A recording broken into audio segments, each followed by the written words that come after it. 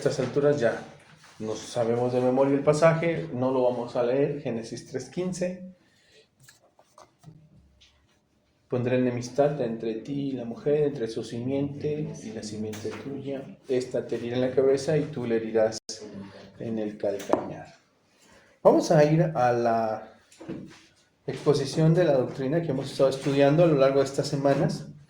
Ustedes recordarán que la Confesión de Fe, en su capítulo número 7, la Confesión Bautista de 1689, en el capítulo 7, trata el asunto del pacto de Dios.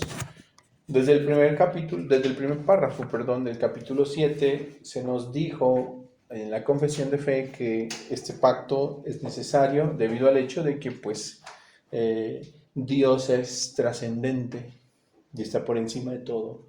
Es maravillosamente grande, es altísimo, y contrario a esto la criatura es muy pequeña, y debido a esto Dios es el que condesciende, y este pacto solo es posible debido a esta condescendencia divina, a través de la cual Dios manifiesta su deseo de relacionarse con el hombre, y lo hace a través, de manera específica, de pacto, ¿verdad? Ok, esto ya lo vimos también en la segunda parte, o en el párrafo número 2, que el hombre en su estado natural pues se ha acarreado maldición por su caída. La caída, la desobediencia de Adán, es crucial para entender la condición y la naturaleza del ser humano, porque justamente la caída trae una verdadera ruina al hombre, una condición de desgracia para el ser humano, a partir de la cual Dios responde nuevamente en la manifestación del pacto.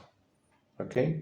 Este pacto es el pacto de redención, pacto que Dios establece en la eternidad pasada y que se manifiesta justamente en el cumplimiento de la muerte y la resurrección de Jesucristo. ¿Ok? Esto lo vimos ya a lo largo de las semanas.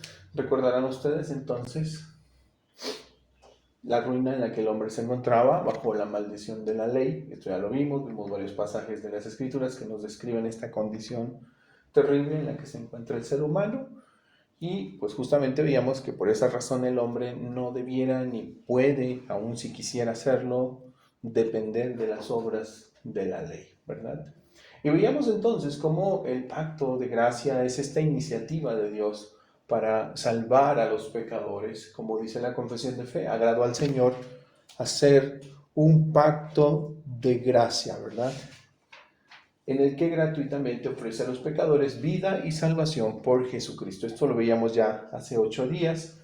Veíamos justamente cómo esta es la promesa de Dios desde el principio en Génesis 3:15. Tan pronto como el hombre se revela, Dios responde, y dentro de las promesas que Dios fue revelando progresivamente, es importante entender el principio de revelación progresiva, hermanos. ¿Por qué? Porque a lo largo de la historia los hombres fueron entendiendo cosas que no sabían o que Dios no había revelado. Por ejemplo, ni Adán, ni Eva, ni Enoc, ni Noé, ni Abraham, ni siquiera Moisés sabía que el nombre de la simiente prometida sería Jesús. A Isaías se le dijo que esa simiente sería Emanuel, lo cual es un símbolo de lo que significa su persona, que es Dios con nosotros. Y ni siquiera se lo dijo de forma clara. Si ustedes han leído el capítulo 7 del libro de Isaías, ustedes verán que el niño Emanuel es más bien una señal de que Dios estará con el pueblo frente a la mancuerna que los sirios y los efraimitas habían hecho en contra de Judá. Y tan pronto como ellos se congregan en contra de Judá, Dios le lleva su palabra al rey y le dijo: pídeme señal que yo te la daré. El rey, sin embargo, dijo: no voy a hacer eso, no voy a pedir una señal. Y luego Dios responde y dice: pues aunque no quieras señal, yo te daré una señal. Y esta es la señal: la Virgen concebirá y dará a luz un hijo, el cual será su nombre Emanuel. Es decir, En el contexto histórico en el que se presenta esa profecía, evidentemente pareciera no tener una conexión con Jesucristo. Sin embargo, cuando vamos a los evangelistas, guiados por el Espíritu de Dios, entendían esa conexión que había en esa profecía antigua, dada unos 7 siglos previos. Y esta profecía tenía que ver con Jesucristo, entendieron ellos, ¿sí?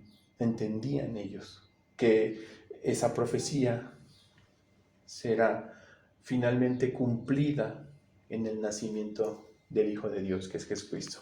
Eso es lo que quiero que entendamos. O sea, hay una revelación progresiva, como en la música, un crescendo de la revelación.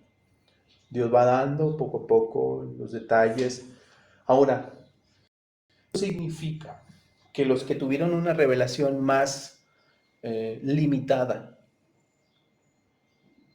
no podrían alcanzar la salvación como aquellos que tienen una revelación completa. No, tanto unos como otros pudieron alcanzar la salvación de la misma manera, por medio de la fe. Evidentemente era una fe en una promesa de una simiente. No sabían más, no conocían más detalles.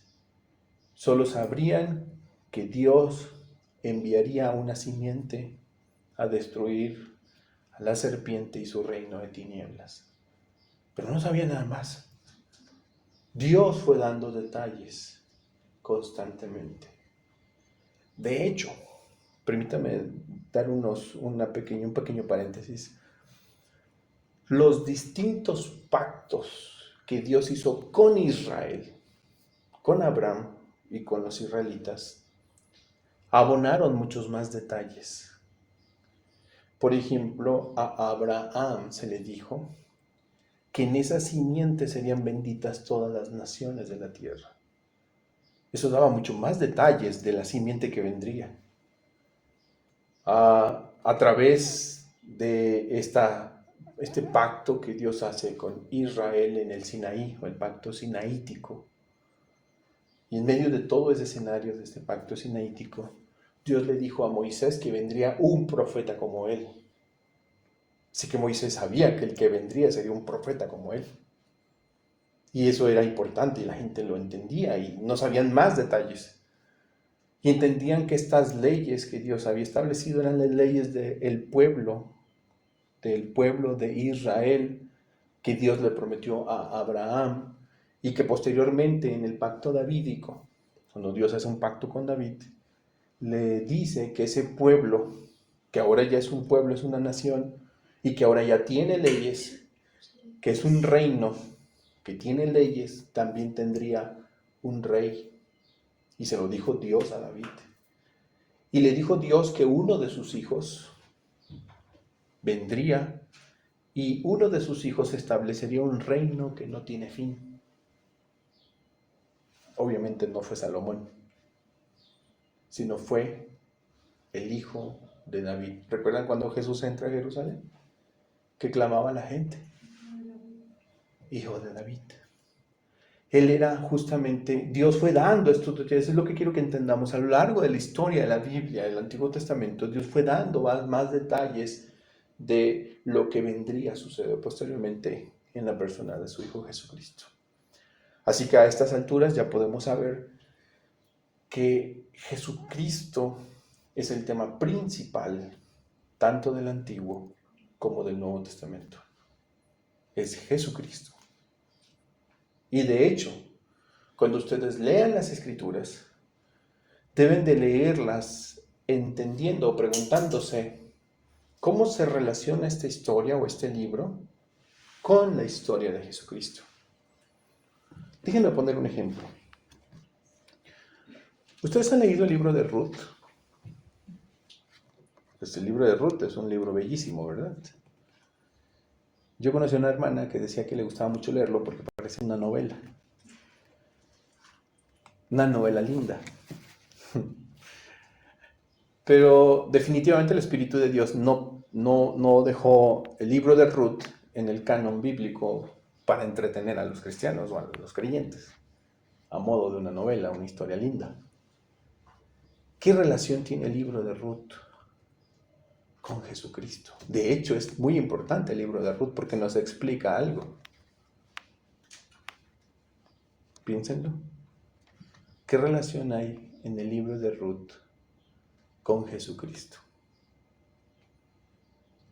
Pues está en la genealogía Ajá. de Jesús. ¿Qué pasó con sus Jesús? antepasados. Ajá. Vos es el bisabuelo de David. Y Ruth es una moabita que es una gentil. Ajá. O sea, Dios está incluyendo a otras naciones Sí. dentro de esa genealogía. Exacto, y además, una cosa importante, como hablaba acerca de los antepasados o de ese linaje a través del cual vendría el Mesías. De manera que cuando vemos a Ruth, cuando vemos a Boaz, cuando vemos a sus hijos, cuando vemos, ¿recuerdan el nombre de los hijos?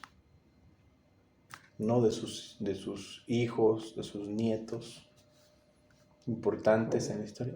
Obed, uno de estos personajes importantes. Y posteriormente, Isaí, posteriormente David. ¿Y cómo vino a la existencia estos hombres de importancia real en la historia bíblica si no fue a través de la historia de una moabita? Entonces, no es que Dios quiso que esta historia estuviera en la escritura para entretenernos, para que solo sea una historia linda, sino porque allí nos demuestra cómo Dios preservó a este linaje que traería a la vida a su Hijo Jesucristo, al mundo más bien, a su Hijo Jesucristo. ¿Sí me explico? Entonces es muy importante, pero todo esto contribuye a esta revelación progresiva. Ahora, nosotros hoy tenemos una revelación. ¿Se acuerdan lo que decía ahorita el catecismo? Tenemos una revelación completa. Todo el consejo de Dios ya. Para nosotros, la responsabilidad es mayor. Porque nosotros no tenemos una revelación limitada o parcial, sino que tenemos una revelación completa de todo lo que Dios dijo. Lo vimos cumplido en el Hijo. Y conocemos todos los detalles del Hijo, al menos lo que el Espíritu de Dios ha querido darnos. Y conocemos todo el propósito del Hijo. Me explico, entonces ahora la responsabilidad que tienen los creyentes es mucho mayor. Porque conocemos al Hijo, conocemos su vida, conocemos su historia, conocemos su muerte, conocemos su resurrección, conocemos a sus discípulos. Es más, sus discípulos nos escribieron como iglesia. ¿Me explico?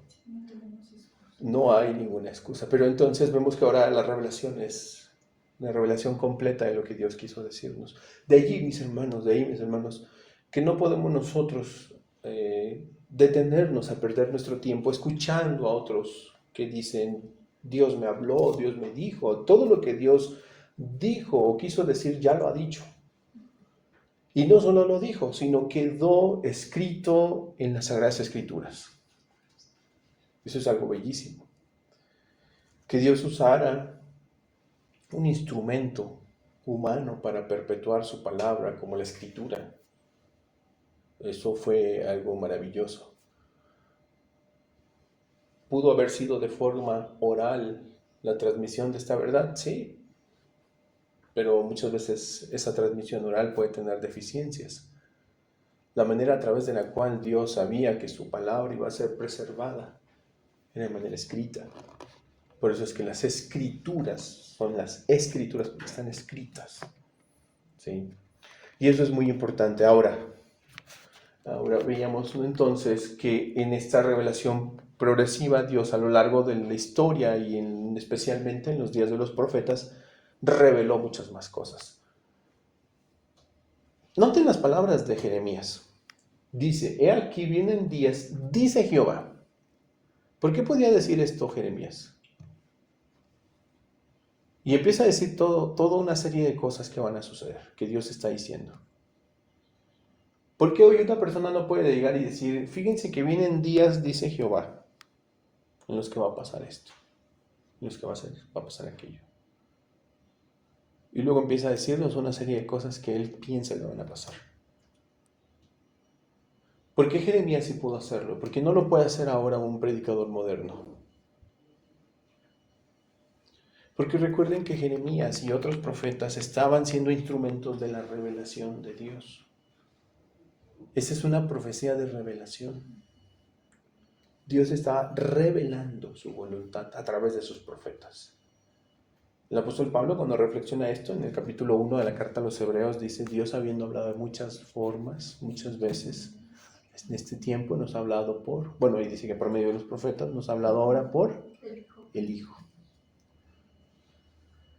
Y entonces, por eso es que ahora nosotros no podemos llegar a una iglesia y decir, mis hermanos, Dios me dijo anoche esto.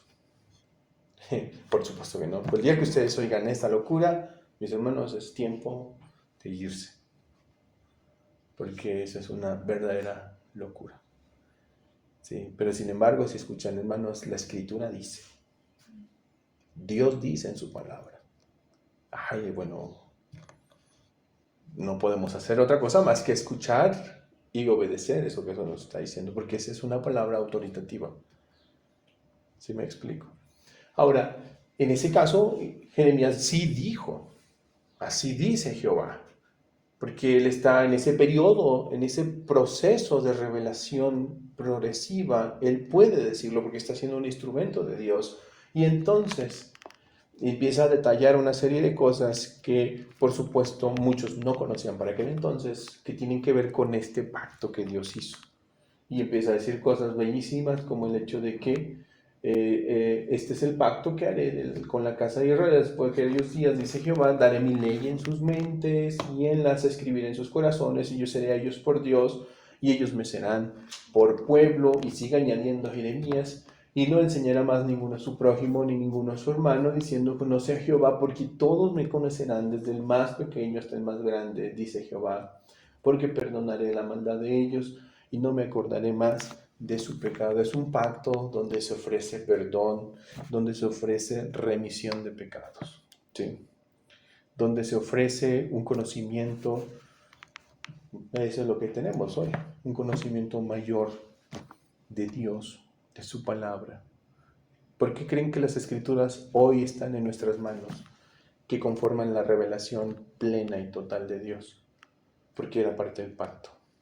Darle a su pueblo una revelación completa, que ellos tuvieran un conocimiento pleno de lo que Dios quiere revelar al hombre. Nosotros por eso hoy tenemos las Escrituras. Las Escrituras son el producto también de la fidelidad de Dios a su pacto, ¿sí? Porque conocemos a Dios, pues lo conocemos porque Dios se dio a conocer, pero lo conocemos también porque Dios prometió en el nuevo pacto que ellos le conocerían plenamente. ¿Y cómo podemos conocer plenamente a Dios si no es a través de las Sagradas Escrituras? De ahí que las Escrituras han sido preservadas.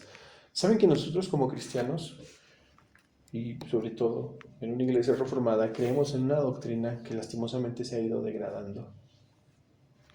Lo digo con bastante tristeza porque muchas congregaciones han degradado esta doctrina, ni siquiera la enseñan. Es la doctrina de la preservación de las Sagradas Escrituras. Hay muchas iglesias, muchas congregaciones que dicen, creemos en la infalibilidad de las Escrituras, creemos en la inerrancia de las Escrituras, creemos en la plenitud de las Escrituras. ¿Y crees en la preservación de las Escrituras? Bueno, sí creemos, dicen algunos. Pero luego entonces cuestionan el canon de las Escrituras, cuestionan las bases textuales de las Sagradas Escrituras. No quiero meterme en cuestiones técnicas, pero cuestionan muchos elementos de tipo, a partir de una crítica textual, en donde las Escrituras son tomadas como un simple objeto manipulable e imperfecto. Por cierto, saben que la premisa de la alta crítica la premisa de la alta crítica. Y cuando hablo de la alta crítica hablo de la ciencia o de la disciplina que tiene como propósito corregir y establecer la escritura. Suena noble el fin de esa disciplina, corregir y establecer la verdadera escritura. Pero cuando yo digo que voy a corregir y voy a determinar qué es la escritura, estoy asumiendo implícitamente algo. ¿Qué es lo que asumo implícitamente? Que la escritura tiene error, no es infalible, no es inerrante y mucho menos fue preservada por Dios. Mientras estudiaba en el seminario, esa fue una polémica fuerte. Afortunadamente el seminario se inclinaba hacia una posición ortodoxa en donde, por supuesto, la alta crítica no tuvo cabida. Aún así, hubo compañeros que se aferraban a creer que ellos iban a corregir. El estar delante de los manuscritos me va a dar la oportunidad de corregir este versículo, de corregir esto que está aquí en la Biblia. Esto es una osadía, a mi parecer. Ahora, hermanos, lo que el nuevo pacto nos promete es que Dios va a darse a conocer plenamente. ¿Cómo se va a dar Dios a conocer plenamente? A través de la sola escritura. Y eso significa que esa escritura va a ser preservada, va a ser cuidada providencialmente por Dios, ¿sí? Que ni una jota ni una tilde va a pasar, que no se perderá. Y yo creo que Dios, lo digo académicamente hablando, Dios cumplió su promesa. Y creo que, no quiero desviarme del asunto de los pactos, pero creo que esto es muy importante. Creo que Dios cumplió su promesa y prueba, evidencia tácita, tangible de esa prueba, en el caso del Nuevo Testamento, es el texto Receptus, o el texto mayoritario, o el texto bizantino, como también se conoce. Punto. No hablaré más de ese asunto hoy, porque no nos compete hablar hoy de la sola escritura. Pero estamos hablando de los pactos, pero sí creo que Dios cumplió. Muy bien, ahora, también estuvimos aprendiendo a lo largo de estas semanas que justamente establecimiento tiene que ver con un antecedente previo, ¿verdad? Ese pacto de redención que Dios establece en la eternidad, en donde Él promete justamente que aquellos que han sido elegidos van a ser parte de este nuevo pacto. Ya lo vimos hace 8 días. Ahora, ¿hay alguna... ¿cómo decirlo? Déjame replantear la pregunta. ¿Cuál es la base del nuevo pacto? ¿Cuál es la base del nuevo pacto? ¿Mande? No, no es la fe. Es la gracia, ¿ok? Es la gracia la base del nuevo pacto. Esa gracia se manifestó. ¿Cómo? ¿Cómo se manifestó esa gracia divina? Enviando a un Salvador. Exactamente. Entonces, la base y el fundamento del nuevo pacto es la gracia de Jesucristo. Es la obra de Cristo Jesús. El nuevo pacto existe porque Jesucristo cumplió. ¿Sí? El nuevo pacto fue establecido, es más, Él lo declaró en la última cena. Tomó el vino y tomó el pan. San Pablo en su carta a los Corintios, en el capítulo 11, también nos recuerda esto. Cuando dijo que tomó el pan y habiendo dado gracias, lo partió y dijo, tomad, comed, porque esto es mi cuerpo. Haces esto todas las veces en memoria de mí.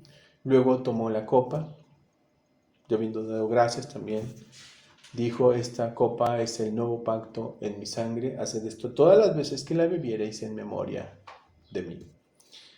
Es decir, el nuevo pacto tiene como fundamento y razón de ser a Cristo. Solo a Cristo. Solo su obra. Ojo con eso, es importante entenderlo. Si nosotros somos herederos del nuevo pacto y de todas sus bendiciones, recuérdenlo siempre, hermanos. Si nosotros hoy participamos del nuevo pacto, no es por nosotros. Nosotros, nuestra fe, nuestra obediencia, nuestra disciplina como cristianos no son el fundamento del nuevo pacto. ¿Me explico? El fundamento del nuevo pacto es Cristo y su obra perfecta. Él estableció, Él cumplió y estableció el nuevo pacto. No mi obediencia, no mi fe, no mis obras, no mi buen comportamiento. No, nada de eso, nada de lo que ningún hombre haga es suficiente para ser digno heredero del nuevo pacto. Nada, no hay nada. En la base y el fundamento del nuevo pacto siempre será Cristo, solo Jesucristo, su gracia infinita. Ahora, entonces, si esto es así, ¿qué hay con la fe? ¿Por qué fe? ¿Qué papel juega la fe en el nuevo pacto? Pensémoslo por un momento. La confesión de fe dice, requiriéndoles la fe para que puedan ser salvos. Y mucha gente malinterpreta esto que la confesión de fe dice y que además las escrituras enseñan, por supuesto, y piensan que ellos son salvos y que son herederos de las bendiciones del pacto por su fe. ¿Sí? Y la gente piensa que es esa fe la que es digna de ganarse la herencia en el nuevo pacto. Bueno, la Biblia no dice eso. La Biblia dice que el único fundamento del nuevo pacto y de todas las bendiciones es Cristo. Entonces, ¿qué hay con mi fe? Mi fe o la fe, en términos genéricos, ¿es meritoria? No. Entonces, ¿qué es la fe? Un medio. No la base del nuevo pacto ni de la salvación. La fe es el medio requerido, por supuesto, en el nuevo pacto. El medio requerido por Dios. El medio que Dios estableció. Y ojo, y es la fe en Jesucristo, Déjenme ser claros con eso. Pero no es simplemente porque yo crea que por mi fe Dios me salvó. No, porque recaería en nosotros. Porque entonces, exactamente, lo que yo hice, esa obra de fe, habría sido la obra que ganara todas las bendiciones del pacto. Pero nosotros no tuvimos parte y suerte con el nuevo pacto. Es la obra de Cristo de principio a fin. ¿Sí me explico? La fe no nos salva, quien nos salva es Cristo. Y nos salva por medio de la fe, eso sí. Que es un don de Dios. Y la fe es un don de Dios, no de vosotros, dice, pues es don de Dios. En su carta a los Efesios, en el capítulo 2, el apóstol Pablo dice, porque por gracia sois salvos, ¿sí? Por medio de la fe, dice Pablo. O sea, la fe, ¿cómo es presentada en el Nuevo Testamento? ¿Como la base de todo o como el medio para alcanzarlo todo? Es el medio a través del cual, según el nuevo pacto, los creyentes pueden alcanzar las bendiciones del nuevo pacto. Pero no es la base de ese pacto. ¿Sí me explico? Debemos de diferenciar, hermanos. Les digo esto porque muchas veces somos osados los cristianos. Somos muy osados. Y a veces decimos, es que mi fe es la que me salvó no sé, nos adjudicamos de alguna manera algún mérito al hecho de haber creído, ¿no? Es que cuando yo creí, entonces Dios me tuvo que salvar. O cree porque Dios te tiene que salvar, ¿verdad? No, o sea, la salvación es el resultado de la obra de Cristo, no el resultado de la fe. La salvación es el resultado de lo que Jesús hizo en la cruz del Calvario. No es el resultado de tu fe. Hay salvación por Cristo, por su obra. Entonces mi fe es el medio por el cual yo alcanzo todas las bendiciones de ese pacto que Cristo cumple. ¿Sí me explico? Entonces la fe, ¿qué es? Es el medio. Y si ustedes pueden observar en las Escrituras, el ser humano en su estado natural ni siquiera puede creer en Dios, al menos no de manera salvífica. Luego la gente, y miren, esto nos va a ayudar a corregir muchos errores, hermanos. No es cualquier clase de fe. Se trata de una fe exclusivamente puesta en Jesucristo. Voy a hacer algunas preguntas, espero no incomodarlos con las preguntas, porque algunas son complicadas y creo que algunas veces se han hecho en algunas iglesias. O los miembros lo hacen.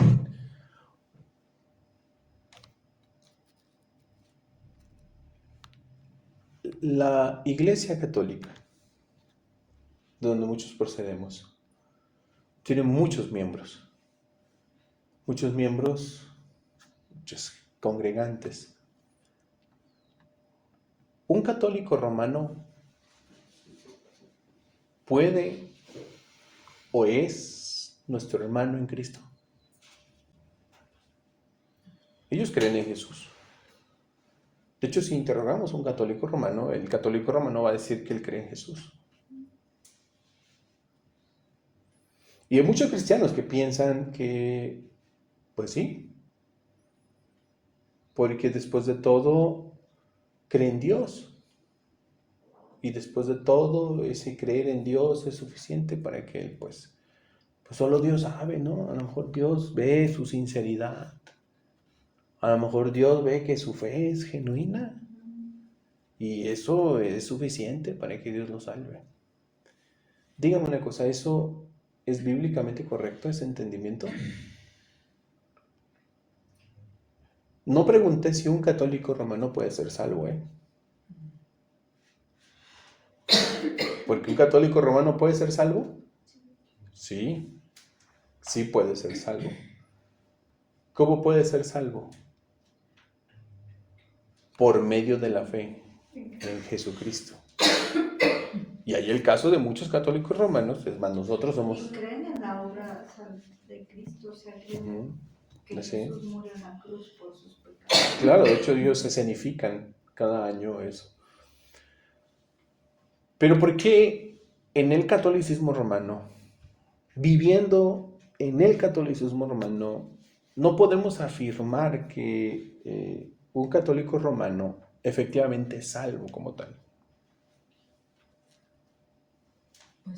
Puede ser que tenga fe, una cierta fe. Es más, dice el hermano, ellos creen en que Jesucristo entregó su vida, creen muchas cosas. Pero ¿cuál es el problema de eso? Porque es incongruente con lo que las Sagradas Escrituras nos dicen. Porque creen no solo en eso, sino en su tradición, en María, en los santos, no solo en la obra de Cristo. O sea, no es sola gracia, sola escritura, no creen en esas cosas. Solo Cristo, solo por medio de la fe. Porque además de Jesucristo, tienen su fe. En sus obras, en sus ritos, exacto. En sus sacramentos, en muchos santos, en el Papa romano, en muchas cosas más. Serían por leyes de hombres. Exactamente, entonces su fe está puesta y puede ser que en un momento vean a Cristo, vean su obra, contemplen su obra, la escenifiquen incluso. Pero además de Jesucristo hay muchos otros elementos que desvían la mirada de estas personas, que ocupan su fe. Porque desconocen lo que implicó la obra de Cristo. Ajá. Entonces, no puede saber que solamente eso es el medio para nuestra justificación y nuestra salvación. Ajá, exactamente, exactamente. O sea, no lo crean posible, dicen, ay, solo por creer, por la fe en esta obra, o sea, eso es suficiente. Creen que tiene que ser algo más, o sea, como que hay algo que nosotros tenemos que hacer. Ajá. Y siempre hay como esa parte humana, ¿no? De que Sí. yo tengo que hacer, Y yo tengo que... añadir. Ahora, las escrituras dejan muy claro que no es así, que es solo por medio de la fe. O sea, el medio que Dios requiere en el nuevo pacto es la fe en su Hijo Jesucristo. Es la fe en Jesucristo. Cuando las personas dicen, yo creo en Jesucristo, pero además creo en la Virgen María, creo en el Santo Fulano, creo en esto, creo en aquello, creo en mis obras, creo que me voy a ir al cielo porque me porto bien, entonces cree en sus obras, pues entonces, mis hermanos, déjenme decirles que esta es una Así clase de va fe la completamente obra de equivocada, Cristo. totalmente, totalmente, que por supuesto no es suficiente para esta fe, llamémosla fe en términos genéricos, no es suficiente la obra de Cristo Jesús para esta fe. ¿Sí me explico? Entonces, mis hermanos, eso pasa y muchas veces los cristianos a veces no entendemos que debemos de distinguir, eh, ven a las personas que están en la calle y compartiendo atalayas y piensan que son sus hermanos en Cristo, pero esas personas no creen solo en Jesucristo, su fe no está puesta solo en Cristo, ni siquiera está puesta en el Cristo de la Biblia, está puesta en otro que se han hecho, ¿sí? Está puesta en sus obras. Y ven así a tantos personajes que hay alrededor de tantos movimientos religiosos alrededor nuestro. Y a veces ingenuamente llegamos a creer, o en ignorancia incluso, que esas personas comparten nuestra propia fe. Y esto no es verdad. No es verdad. Porque el llamado del nuevo pacto es a creer en Cristo y en su obra perfecta. Ese es el medio a través del cual ellos pueden recibir toda la herencia de los beneficios del nuevo pacto, por medio de la fe en Jesucristo. Ahora, ¿será que esto es lo que la Biblia dice? ¿O será que los cristianos somos muy exagerados? Estamos diciendo es que la fe no puede estar puesta en otra cosa o en nadie más, sino solo en Cristo. Cuando los reformadores hablaban de la sola fe, solo fide, y solo Cristo, hablaban de una fe exclusiva en Cristo Jesús. Y por supuesto, cuando vamos a las Escrituras, podemos ver esa congruencia, ¿verdad? Veamos si es cierto. En su carta a los Romanos, en el capítulo 9, versículos 9, está equivocado, es capítulo 10. Romanos 10.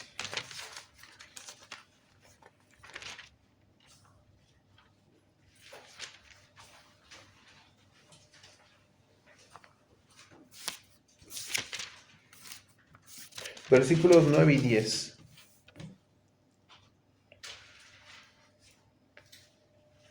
Desde el versículo 8, el apóstol Pablo dice, ¿más qué dice? Cerca de ti está la palabra, en tu boca y en tu corazón.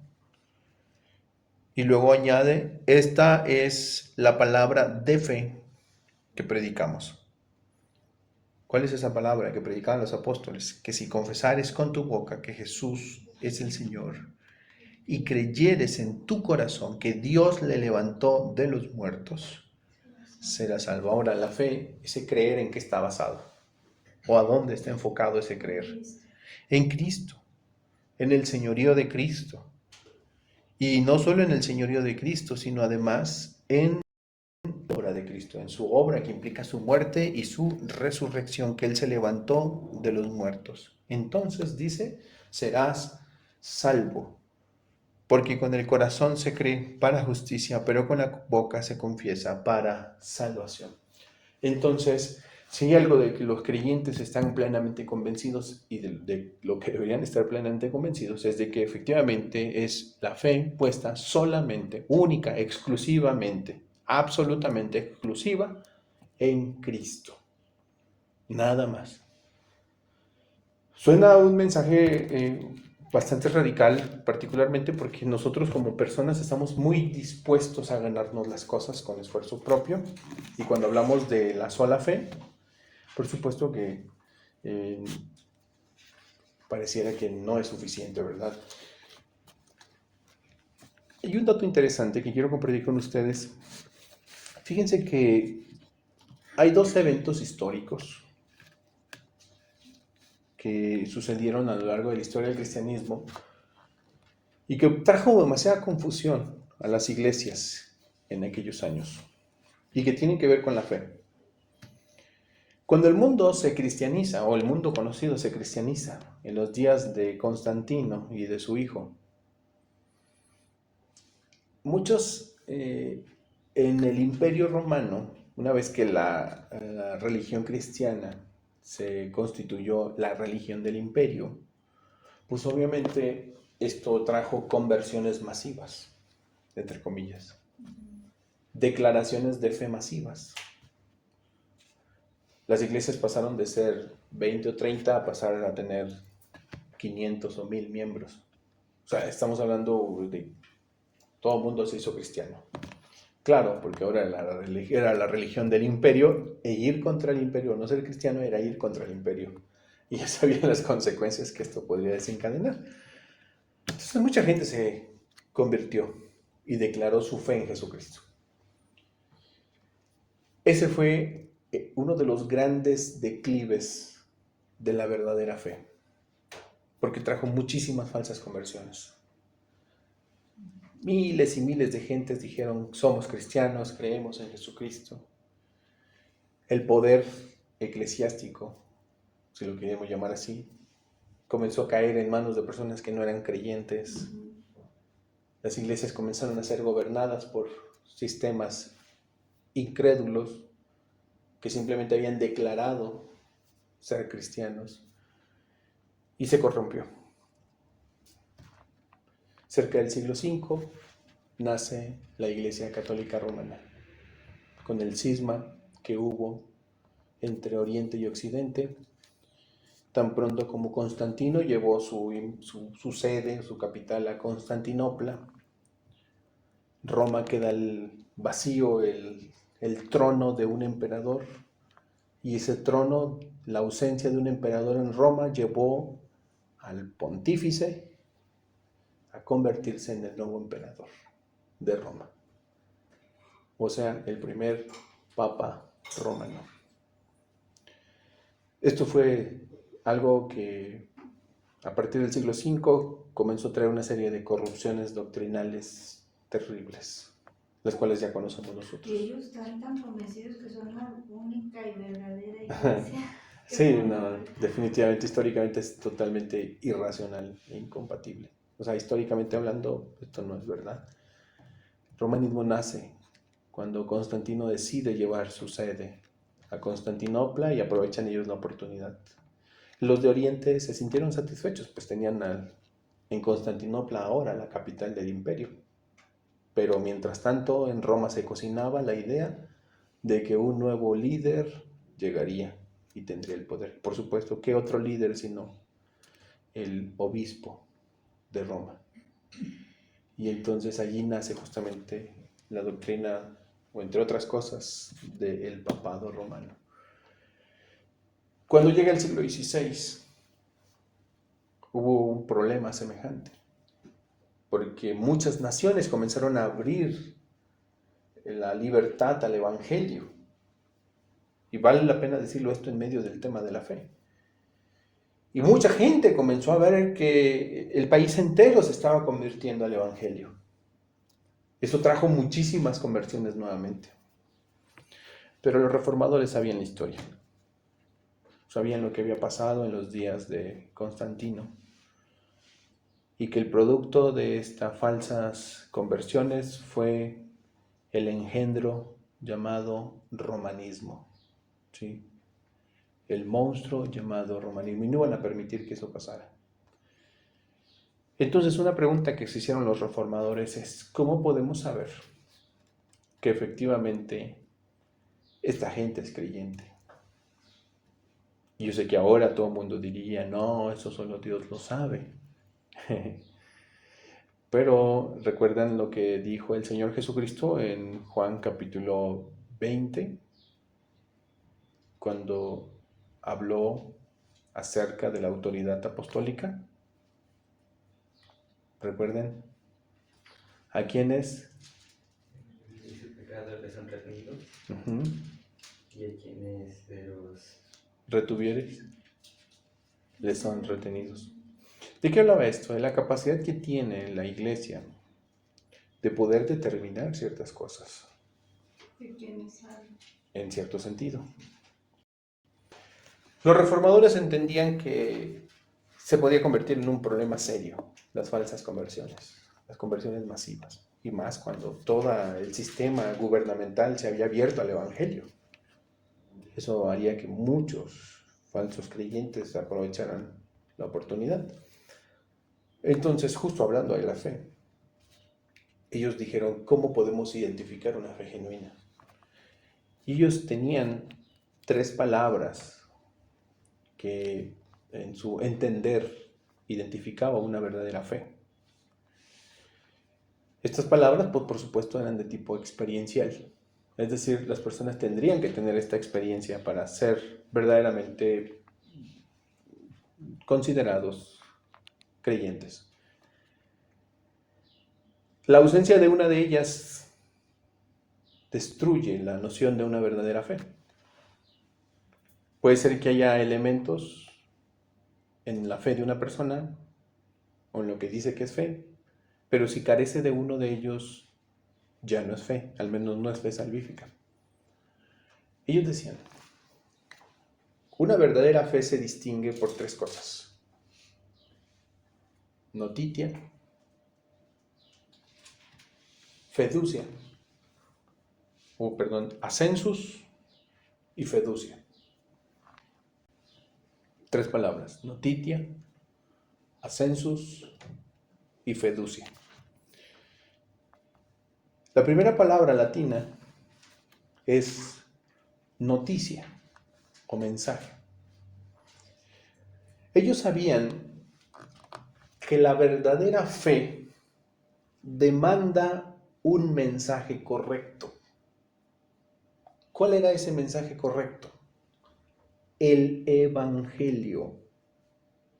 Este Evangelio del que estamos hablando, en donde Cristo es el protagonista, donde la sola fe es la demanda. ¿Me explico? Ese es el Evangelio. Ellos decían, la gente, si de verdad son convertidos, tuvieron que estar expuestos al verdadero Evangelio, al Evangelio de Cristo y todo lo demás que hemos dicho. Pero luego, ellos decían, eso lo hace todo el mundo. Todo el mundo ha oído el Evangelio desde que Dios permitió esta reforma. Así que mucha gente ha oído el Evangelio. ¿Por eso son salvos? No. Ellos decían, es necesario ascensus, o sea, un asentamiento mental. No solamente es necesario el mensaje correcto, es necesario que ese mensaje correcto se asiente mentalmente, o dicho de otra manera, se comprenda. Si una persona no tiene un ascensus mental, ¿cómo puede ser creyente? ¿Cómo puede tener fe en Cristo si no sabe quién es Cristo? ¿Cómo puede tener fe en Dios si no sabe el Evangelio? Si no existe un asentamiento mental, si no comprende la obra de Cristo Jesús. Me explico. Para ellos era muy importante entonces que existiera un asentamiento mental, una comprensión del Evangelio. Muchos se habrían detenido allí y habrían dicho, bueno, eso es suficiente. Pero ¿saben qué hubiera hecho eso si los reformadores hubieran detenido allí? Hubiera hecho a muchas personas que racionalizaran el Evangelio o lo razonaran. Déjenme decirles que hay mucha gente que ha oído el Evangelio Entiendo. y lo comprende, y comprende muchas cosas. Hay una comprensión de muchas cosas del Y está de Evangelio. acuerdo. Y puede estar incluso a favor de eso. Y tú le hablas de Cristo, no, sí, Jesús, no, sí, es cierto, ¿verdad? Y le dice, oye, pero ¿qué es? No, sí, sí, cierto. O sea, pareciera que comprenden lo que se les está diciendo. Pero entonces los reformadores dijeron, es necesario, una vez que sabemos que esa persona ha sido expuesta al mensaje correcto y hay un asentamiento correcto de ese mensaje, ¿cuál es la otra distinción de la verdadera fe? Fiducia. Eso significa una entrega total a ese mensaje y a esa comprensión, o sea, una convicción de eso. ¿Y cómo se manifestaba esa convicción? De muchas formas, viviendo para el Evangelio, sirviendo, amando a Cristo. Esa para ellos, para los reformadores, fue o eran las evidencias de una fe genuina. ¿Sí? Cuando las personas pueden asentar mentalmente una verdad, no significa que tengan fe. Eso es bien importante entenderlo, ¿eh? Significa que han entendido ciertas cosas. Significa que tienen un razonamiento tal vez lógico, coherente de las verdades de Dios. Pero significa que tienen fe, no necesariamente. La verdadera fe se identifica cuando hay una información correcta, un mensaje correcto, cuando hay un asentamiento correcto de ese mensaje y cuando además ese entender nos lleva a una convicción, ¿sí? A un vivir por eso. Y de esta manera, hermanos, porque estamos hablando acerca del llamado del nuevo pacto, el nuevo pacto nos llama a esa sola fe. La fe es el medio por el cual nosotros recibimos las bendiciones del nuevo pacto, pero ojo, no es una fe simple y llanamente. Razonemos un poco sobre esto, porque quiero que podamos llevar esto a una entender mucho mayor. Por ejemplo, hermana Erika, hay muchas personas que dicen que son cristianas, ¿sí? Y sin embargo, no saben quién es Jesús, no saben qué dice el Evangelio, no comprenden las demandas del Evangelio, viven medianamente con una conciencia de Dios, pero tal vez no aman a Dios. A veces nosotros pensamos que puede ser duro abordar esos asuntos con esas personas. Preferimos seguir llamándoles o viéndolas como nuestros hermanos en Cristo, que nos parece cruel, duro, o tal vez pareciera que no tenemos la autoridad para decirlo. Pero, ¿cuánto riesgo cree que corre una persona que vive de esa manera? Cuando las demandas del nuevo pacto son la fe solo en Jesucristo. Y no es cualquier fe, es una fe que entiende. De hecho, déjenme decirles que en Romanos 9 dice, si confesares con tu boca, el término en griego implica un entender, un razonamiento de quién es Cristo, de lo que Él hizo. Pero cuando hay esa carencia, ese entender, tal vez puede ser porque no haya habido el mensaje correcto. Puede ser que algunos de estos tres elementos falle. Puede ser que haya gente que tenga convicción, entendimiento, Ser sincero. pero un mal mensaje. Un mal mensaje, ¿verdad? ¿Qué piensa? ¿Qué riesgo corre una persona en esa condición? Pues una vez escuché que hay una cosa peor que es no ser cristiano, sino creer que eres cristiano y no serlo. Ajá. O sea, estar engañados, creyendo una cosa y pues no habiendo nacido de nuevo. O sea, creo que eso tiene que dar un fruto. Por más, yo creo que Dios hace su obra en aquellos que de verdad han nacido de nuevo y al tiempo Él va a ir trayendo ese conocimiento, esa madurez y va a haber frutos. Uh-huh. pero cuando no es así, pues es evidente y es muy difícil pues decírselo a las personas. Claro. Pero porque ellos están equivocados, o sea, sinceramente equivocados, puede ser que tengan ciertas nociones, pero no, si no conocen el Evangelio o al Dios de la Biblia, como Él se ha revelado, pues es muy duro, o sea, pienso que es una realidad muy difícil para ellos, Ok. porque están engañados creyendo algo que no son. Tal vez haya alguien que quiera estar bien con Dios a partir de ciertas actitudes o comportamientos aparentemente piadosos. Pero como hemos visto hoy, el requerimiento del nuevo pacto no es ciertas actitudes piadosas, sino la fe en Jesucristo. No son ciertos hábitos o costumbres o tradiciones cristianas, sino la fe en Jesucristo. ¿Qué pasa en ese caso? Hay muchísima gente así. Muchísima gente que dice es que externamente parezco cristiano. Sí. Me he visto como un cristiano, una cristiana, ¿verdad? Pero sin embargo, eso no es lo que demanda el nuevo pacto. Híjole, pues es bien difícil porque puede uno hablarles, pero yo pienso que solo Dios puede mostrarles su verdadera condición. Y Sí. por esas personas yo creo que hay que orar. Además de hablarles, pues orar para que Dios les hable y les muestre su verdadera condición y les saque de su error, de su engaño. Porque pues uno puede decirles las cosas, pero a veces la gente pues se puede ofender. Claro.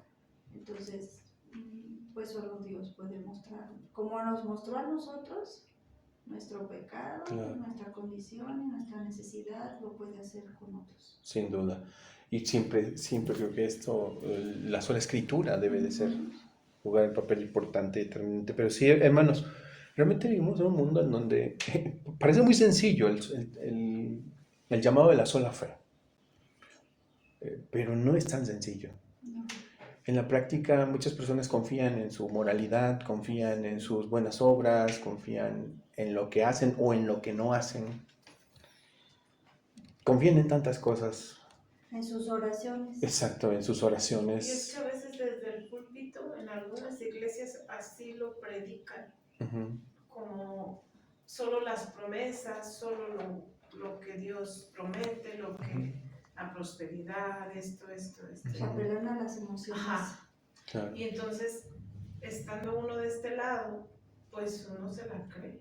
claro, Y porque dicen, porque tu pecado está perdonado. Y entonces el creyente, bueno, no todos, como dice la hermana, Dios nos va revelando, pero hay quienes dicen, bueno, al fin y al cabo, todo lo que yo pueda hacer está perdonado. claro. Sí, pues es interesante porque la demanda de Dios, o más bien el requerimiento, como dice la confesión de fe, requiriéndoles fe en el Hijo, es simple y llano en el Nuevo Testamento. Es así de simple que Pablo así lo dijo. Te confesares Y con yo tu creo que su boca. condición pasa a ser la misma que la gente que no se dice cristiana, pero cree en Dios. Ajá. Y se siente que está bien delante de Dios, Sí. porque no hace Lo lo malo como los muy malos del mundo. Entonces se comparan con ellos y dicen, yo lo estoy... Y dice, yo creo en Dios y de repente dice, es que yo le estaba pidiendo a Dios y mi fe está en Dios, pero no es en la obra de Cristo. O sea, es lo mismo, a final de cuentas es lo mismo, están en la misma condición. Ok. Hermano Kichak, la sola fe, aunque es un distintivo histórico, parece estar carente en muchos lugares, dentro y fuera de las iglesias. Y creo que todos tenemos ese riesgo de equivocarnos y querer suplantar ese medio que Dios establece para alcanzar esas promesas del nuevo pacto a través de lo que Jesucristo, en base a lo que Cristo hizo. ¿Por qué crees que es importante volver al llamado de la sola fe? ¿Por qué crees que Pablo dedica cartas como la carta a los Gálatas, por ejemplo, la carta a los Efesios, para llamar la atención a la sola fe. Siendo aún él un judío y tal vez acostumbrado a las obras, acostumbrado a los ritos, acostumbrado a las tradiciones de los antiguos, y no solamente acostumbrados como un simple congregante o un simple, ¿cómo le llaman? Sí, alguien que participaba, sino como un maestro de eso, o sea, siendo fariseo de fariseos, vaya. Y sin embargo Pablo dedica tiempo y escribe para poder volver, que la iglesia no pierda el rumbo de la sola fe. Creo que porque es la naturaleza humana, como hace rato usted comentaba, algo similar. Siempre inclinarse hacia lo que uno hace o lo que uno deja de hacer, al mérito propio o al mérito de otro, humanamente hablando. Me acuerdo, por ejemplo, en la carta a los Hebreos, si no me recuerdo, en el capítulo 3 o en el capítulo 4, dice que ellos, hablando de los que salieron con Josué, dice que oyeron la buena nueva, pero no les aprovechó porque no iba mezclada con fe, o sea, no iba acompañada con fe. Entonces, si quitamos la fe, digamos que la religión externa puede permanecer ahí, pero va a ser vacía, va a ser sin vida, y la gente va a seguir haciendo sus actividades o obligaciones religiosas, pero ya no va a haber algo vivo, algo genuino ahí. Y es como la tendencia de las personas. Entonces, y a lo mejor pienso también, habiendo Pablo vivido como judío mucho tiempo, pues él habrá visto todos esos extremos, ¿no? Por ejemplo, dentro del fariseísmo, claro, se hace mucho énfasis en el actuar, pero como muy fácilmente uno se puede desviar. Por ejemplo, cuando el Señor Jesús le reclama a los fariseos, es que ustedes diezman la menta y el comino y se olvidan de la misericordia, de la verdad, de la fe. Esto era necesario hacer sin dejar de hacer aquello. Entonces, cuando nos desbalanceamos, nos inclinamos más, digamos, al actuar y nos olvidamos de la fe, entonces es necesario que se nos recuerde. Porque por otro lado también, ¿no? Que dice Santiago, la fe sin obras es muerta. Si yo presumo de una fe, pero mi vivir no es congruente, no refleja esa fe, entonces, pero siempre recordando que no es mi obra, sino es la gracia de Dios en mi vida. Exactamente, y es la obra de Cristo, ¿verdad? El apóstol Pablo, justamente, ¿sí?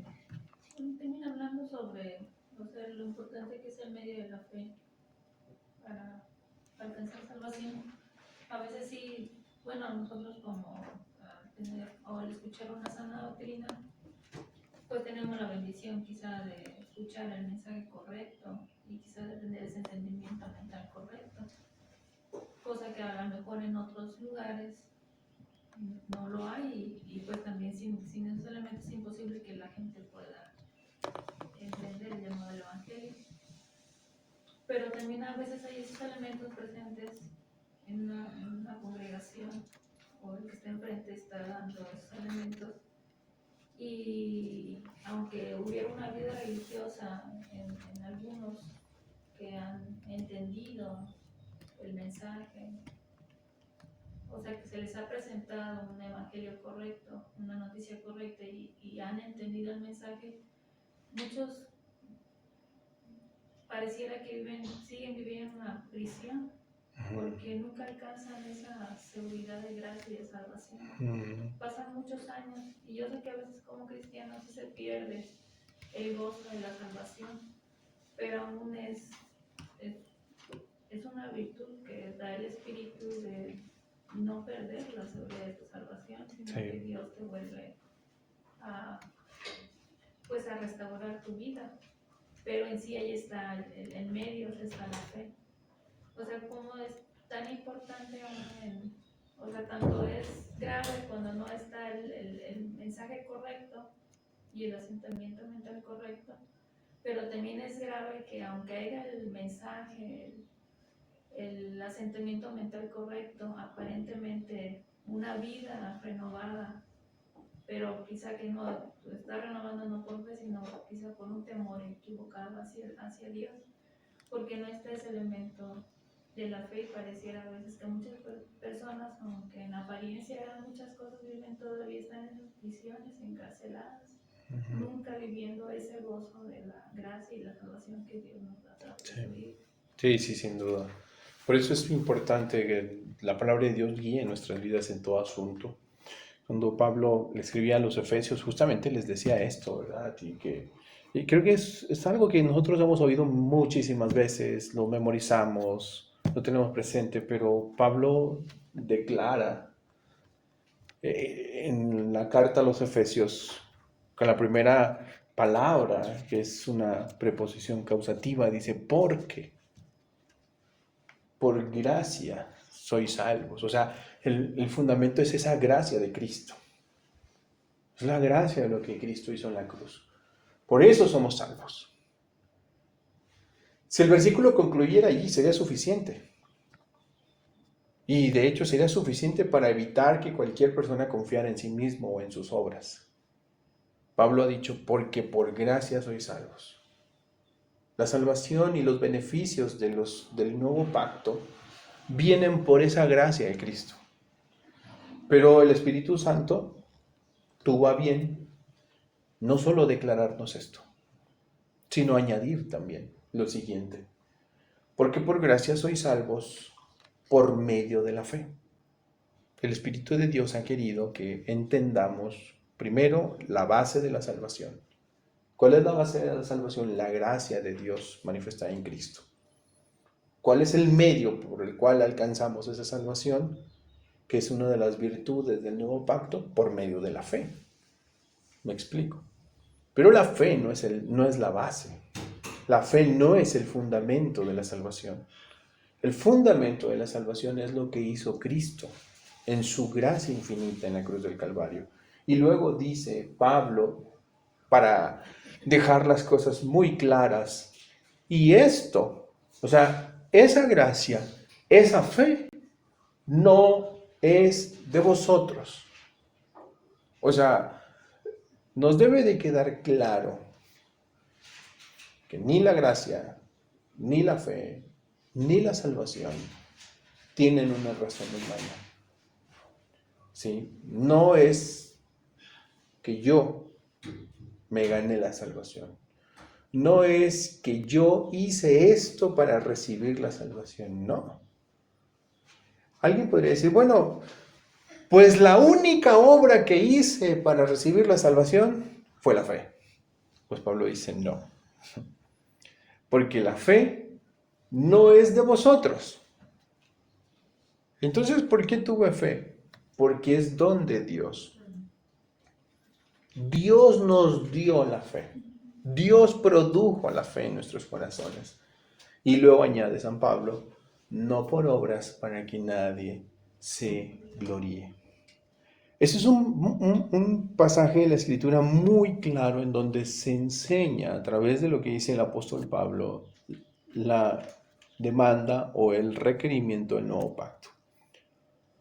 ¿Cuál es el medio que el nuevo pacto nos presenta para alcanzar las virtudes de todo lo que ganó Cristo en la cruz del Calvario?